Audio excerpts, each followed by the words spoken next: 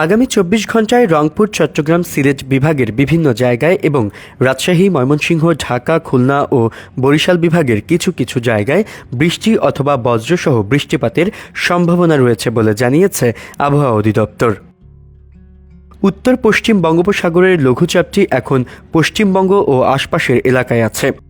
বাতাসের চাপের পার্থক্যের কারণে সমুদ্র বন্দরগুলোতে ৩ নম্বর এবং নদী বন্দরগুলোতে ১ নম্বর সতর্ক সংকেত দেওয়া হয়েছে। আগামী ২৪ ঘন্টার আবহাওয়ার পূর্বাভাসে যেটা বলা হয়েছে, রংপুর, চট্টগ্রাম এবং সিলেট বিভাগের অনেক জায়গায় এবং রাজশাহী, ময়মনসিংহ, ঢাকা, খুলনা, বরিশাল বিভাগের কিছু কিছু জায়গায় বৃষ্টি অথবা বজ্রসহ বৃষ্টিপাতের সম্ভাবনা রয়েছে এবং সেটার মাত্রাটা হচ্ছে হালকা থেকে মাঝারি। সেই সাথে কোথাও কোথাও মাঝারি ধরনের ভারী বৃষ্টিপাত হতে পারে। ওয়ার্ম ওয়াটার রেইন এবং বাতাসে বাড়তি আর্দ্রতা থাকায় বৃষ্টি হলেও ভ্যাপসা গরম অনুভব হচ্ছে বলে জানায় আবহাওয়া অধিদপ্তর। এর জন্য একটা মূল কারণ হচ্ছে যে একটা হচ্ছে বৈষ্ণব উষ্ণতা তো আছেই।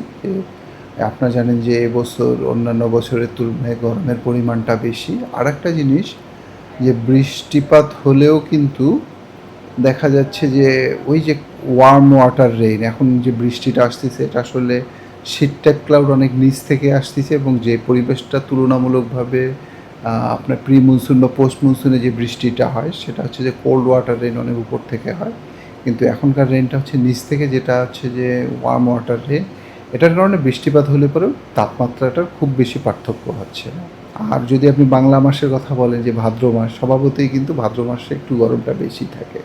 এটার একটা বড় কারণ হচ্ছে কি, বাতাসে ময়েশ্চারের পরিমাণটা বেশি, আর যেহেতু ময়েশ্চার বাতাসে থাকলে বাতাসের তার ধারণ ক্ষমতা বেড়ে যায়, সেজন্য একটু ওয়ার্ম মানে গরম, ভ্যাপসা গরমের মতো অনুভূতিটা থাকে এই সময়। তবে স্বস্তির খবর, আর ২-১ দিনের মধ্যেই লঘুচাপের প্রভাব কমে বৃষ্টি বাড়লে এই ভ্যাপসা গরমের অনুভূতি অনেকটাই কমে আসতে পারে।